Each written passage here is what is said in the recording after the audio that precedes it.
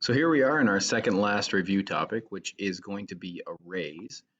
Following this, we're going to look at loops. Now I'm looking into the same file that I was just working on when we were digging into subprograms. I've commented out all the variables and the logic in the main, but I left the subprograms because they're not really hurting anything and they don't get called unless I actually call them. So they're going to be staying there. So let's talk about arrays for a second. Remember, a little bit of review on that. An array is simply a collection of related data. We have a variable, which is a single value, a single container, whereas an array is more like a single container with a whole bunch of dividers in between. So it has the same name that represents the whole collection, but it really is many pieces of data. The key is that they're all related by purpose and they all share the same type. So that is an absolute necessity. Now, there's a few things that we need to remember in terms of terminology. When we have a collection of elements as an array, term number one is we call each one of the pieces an element, as I've already stated. So if I create an array of 10, that means I have 10 elements. That doesn't necessarily mean that all the elements have values yet, though, but I do have 10 elements. Whenever I want to refer to a single element, I need to know its address. And its address goes by the term index. So I might say, what is at the third index of the array? Or what is at index 4 of the array? Two different ways of saying the exact same thing. I guess what is at index 2? That would be the same thing. So let's talk about defining an array. How do we actually define an array? Well, it's very similar to defining a regular variable. If you look below where my cursor is right now, you see int age equals 17. We're not going to be too far off of that. So we're going to create an array of numbers to keep it simple. First of all, I need my data type. Now I need to tell C# that I am indeed creating an array. So I do that with a set of square brackets. Now I need a name. So the name of my variable follows all the same naming conventions as regular variables. The only difference is we typically pluralize it because it is a collection of data. So I'm just going to call this one nums, short for numbers. And now I have to specify the most important part, which is its size. Arrays are not infinite. They do not grow, they do not shrink, they are set up to be a specific size.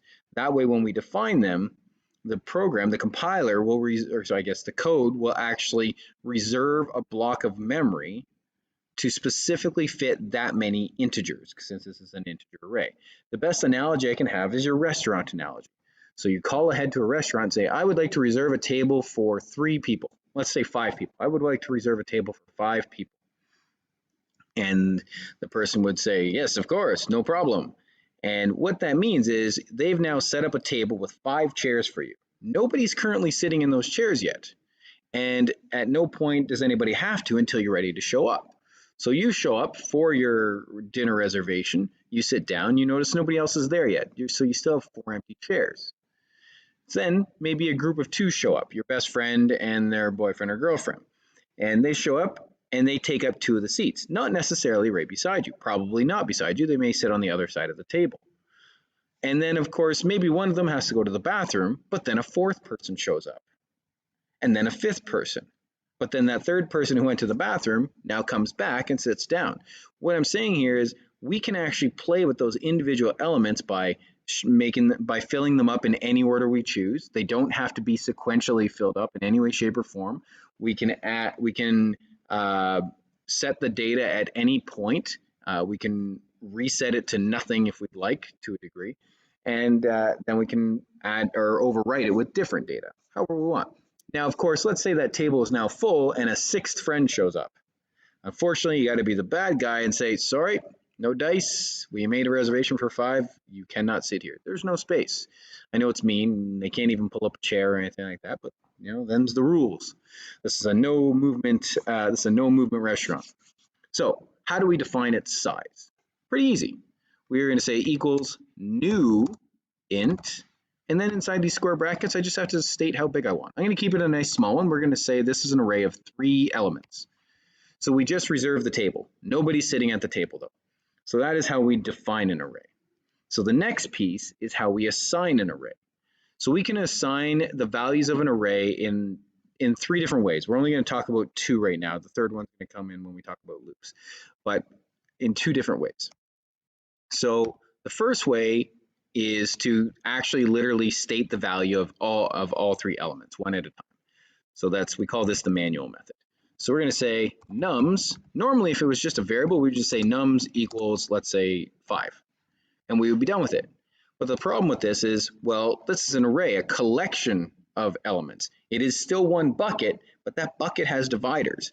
So I have to state, well, which divider is it in? Which section? In this case, I'm going to set it to be the first section. So I'm going to say the 0 element.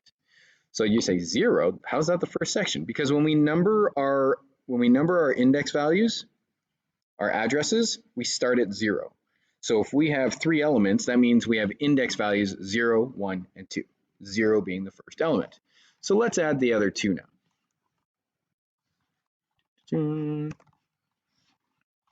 So we're going to set index 1 and index 2. This guy, we're going to set this one to -1, and we're going to set this one to 3. So we have 3 different values. So that's the first option of assigning an array. Now, this also assumes that we're just specifying the data. We could get that data from the user, we could get it from a file, we could get it anywhere we want.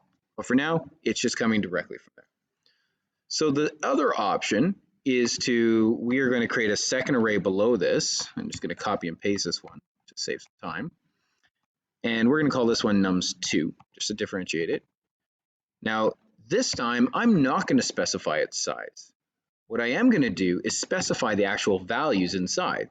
So let's say it's, I don't know, 4, -2, 7, 7, 5. So looking at this, when the compiler comes by and creates this num2 variable, it calls ahead to the restaurant, but let me rephrase that. It doesn't actually call ahead to make a restaurant or make a reservation. This is like when all 5 of you show up at once and say, we need a table of 5. You don't call ahead at all. You're showing up and sitting down at the same time. That's the difference here, okay? And in this case, we've specified all the values. We did not have to specify the size because the person at the front, the hostess, looks up and says, oh, I see there's 5 of you. I'll get a table for 5 ready. You don't have to tell them. They can count. So now this nums array has 3 elements with 5, -1, and 3. Nums2 array has 5 elements with 4, -2, 7, 7, and 5. Duplicates are fine. There's no problem with that. So now that we know how to assign values, well, let's look at a few other things. First of all, properties. One of the most important properties of an array is to access how long it is. Now you may think, well, I'm the one that created it. Why don't I know? Well, maybe you do, maybe you don't. But the thing is, you need to be prepared for the situations you don't. So for example, maybe that array's size is specified from user input or from a file. You read in a file and that file might say, oh, I'm about to read in 500 items. So then you define that array with 500, but you don't know that as the programmer yet. The program, is actually reading in that data, then specifying its size. So just goes to show you that we need all of our options prepared for. So how do we get the size of an array? The same way that we get the size of a string, dot length. So for example, I'll display it. Let's say console.writeLine. Let's say nums size, and we're going to say, we're just going to add nums dot length, capital L. And then we're going to do the same thing for nums2, so we can see the difference. And let's run our program. Hopefully it doesn't crash on me. Did earlier today. There we go. So it says nums has a size of 3 and nums2 has a size of 5, which is correct. Nums has 3 elements, which we defined up here and set its size, and nums2 has 5 elements, which we defined right at the spot. Now watch this for a second. I'm going to comment out this nums2 line. We're going to run it again. Does it still have 3 elements, or does it only have 2 now? It still has 3. It doesn't care whether there's actually data inside those elements. As far as it's concerned, a reserved chair is a reserved chair. So it's 3 elements big. Again, another thing to keep in mind. So dot length is how we access that stuff. And that's going to be used for a lot of things. Maybe for example, you want to be able to set the value of the last element in the array. So instead of, we know that it's 2, because we created it and everything like that, but let's pretend we don't know. And the way we would do that is we'd say, oh, I want to get to the last element, so that must be the length. So if we run this, we get a problem. We went out of bounds. Remember, the length is 3, but the index values start counting at 0, 0, 1, and 2. 2 is the actual last index I can use. What we just created here is a situation where that 6th person tried to show up and sit down at the table. Can't do it. There's not enough space. So it's not nums.length to get the last element, because this is going to give us 3. We need 1 less than that. So we just subtract 1. Oops, what just happened there? Did I lose my REPL? I did lose my REPL. That was weird. Let's go back. I must have hit a hotkey or something. I'm not sure what exactly though. Back in there. Oh my goodness. Oh man, which one is it? Let's try this one. Let's see how much we lost. Oh, this is the wrong file. I thought we lost everything. Let's try again. Oops. I love the fact that I'm recording this right now. Makes it even better. There we go. That should be the right one. And where are we? Oh, we didn't lose much at all. Just -1. There we go. So nums.length, or nums square bracket nums.length, which should give us 3, -1, which is 2. Now when we run it, shouldn't be a problem. Great. So now we have the length. So what else can we do with arrays? Well, we can do a few things. First of all, we could do things like work with parallel arrays. Maybe you want to create like a high scoreboard, which keeps track of both a name and a score.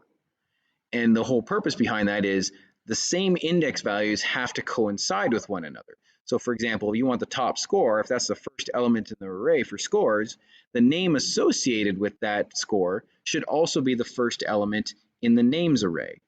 So for example, if you want to display the top 10 scoreboard, you would display name at 0 as well as score at 0, and then name at 1 and score at 1, and so on and so forth, all the way down to the bottom. If a new score got added, you would have to shove it in. So you'd have to basically insert it into the correct spot. So that means you'd have to find the right spot in the scores array, because it's all dependent on scores. And let's say it goes in at score 6, for example. That means all the scores below that have to get pushed down into the index below them. So for example, 10 would get shoved out, 9 would get put to 10, 8 to 9, 7 to 8, and what was 6 now gets put to 7. And then your new score gets put in at 6. But whatever you do to one array, you have to do to the other array to make sure they stay lined up. So that's what's called a parallel array. The last thing that I wanted to talk about that we can do is we can actually pass and return arrays in subprograms, functions to be specific. So for example, I might create a subprogram that does nothing but display the elements of an array.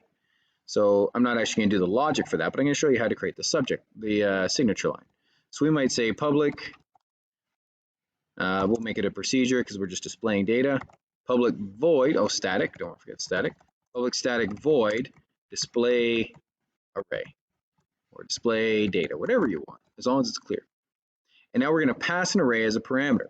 All we have to do is do the first part of defining an array. So if this is an integer array, then I would say int square bracket, and I'll just call it, I don't know, maybe it's scores. Scores. So it's an array of scores. But it doesn't really matter. It doesn't have to be an array of scores. It just has to be an integer array. So I'm just going to call it an array of nums, or numbers. And then here, inside of here, you'll do the logic to display array, to display the array. So that is passing an array as a parameter. I don't have to specify its size or anything like that, because when we call the subprogram, when we call display data, so maybe down here, I'm going to say display data, which is the name of my subprogram, and it's going to require an integer array to work. So I'm just going to pass it nums. So what happens is the nums array gets associated down here with the numbers array. So whatever happens to the numbers array is happening to the nums array. Now you have to be careful. Arrays are not passed like regular variables. Regular variables, we create a copy of them and then they're passed into the parameters. The difference between those standard variables and our arrays is that arrays are passed by, well, their memory address, basically, reference really, but their memory address. So if you change the numbers array in here, you're actually changing the nums array as well. So that makes a big difference, but that does have its perks. Say, for example, you were creating a subprogram that sorted an array. You wouldn't have to return the array, you could just manipulate it.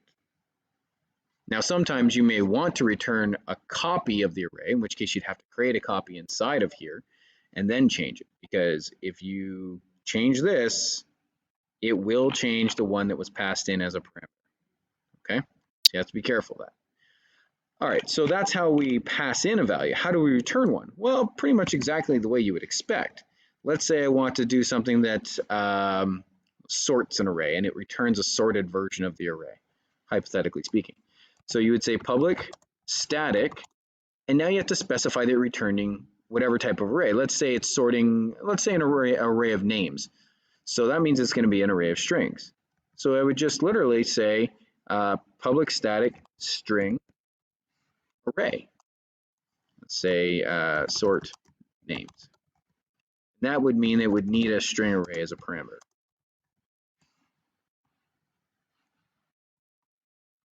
And then you'd have to return an array of some kind in here. I don't know why those are all messed up. So inside of here, you need to return some array here. I don't know exactly which array you want to return because you may be creating a new array or you may be returning that names array. So for now, let's just say return names, although it could be,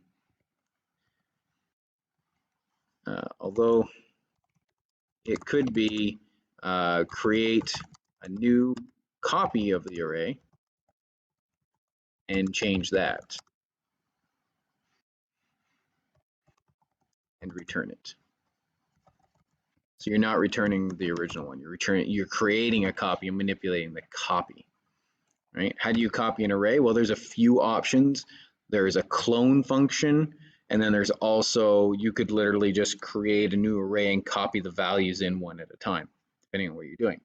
So that's all we're going to talk about for arrays. The next lesson is going to talk about loops, and that's going to actually incorporate the arrays one more time.